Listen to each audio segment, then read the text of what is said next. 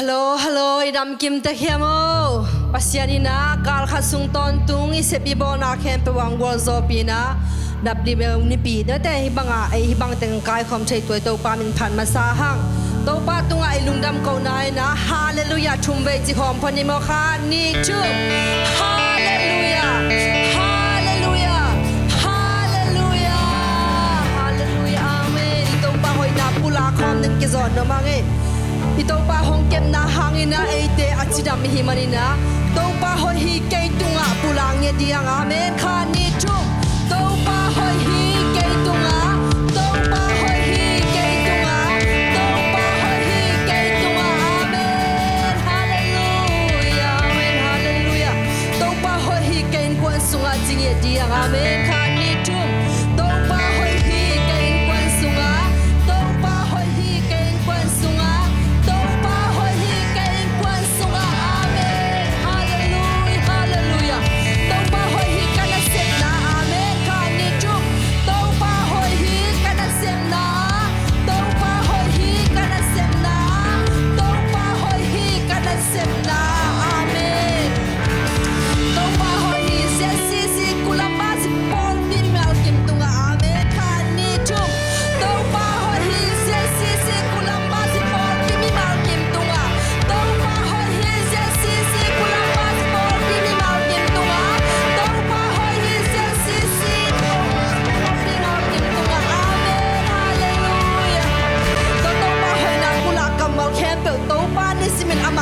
Chắc tông chim nhật ta hết tu ni na ấy te za ni muin i chok ki chena toi to pa ham hi amen sing sang simin ama happy na phong to chi to pa se min phana nei khom je je ni mo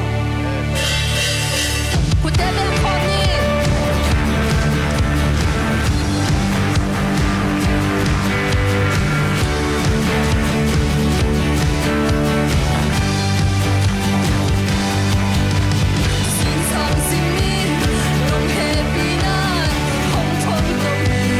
Hong Kong,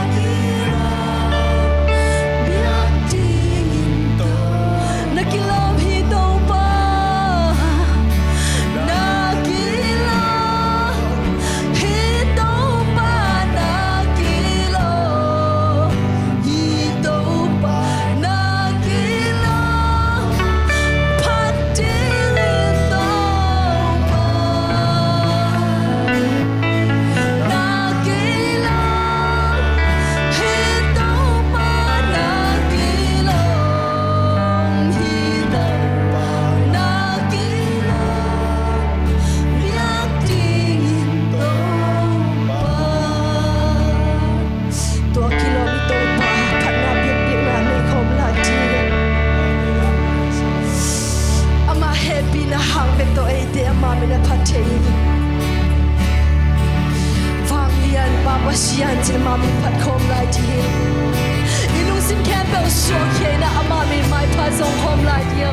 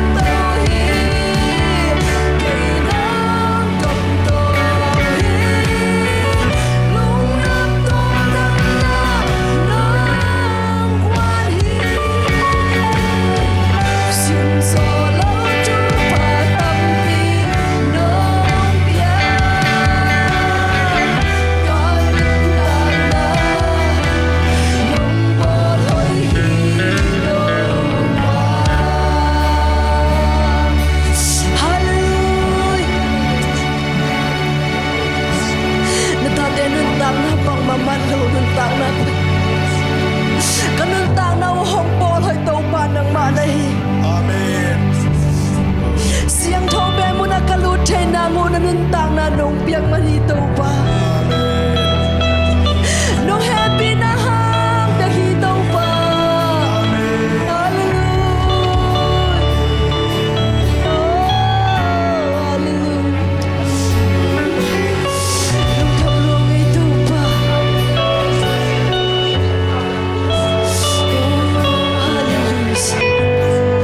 nung tablong ito pa tunin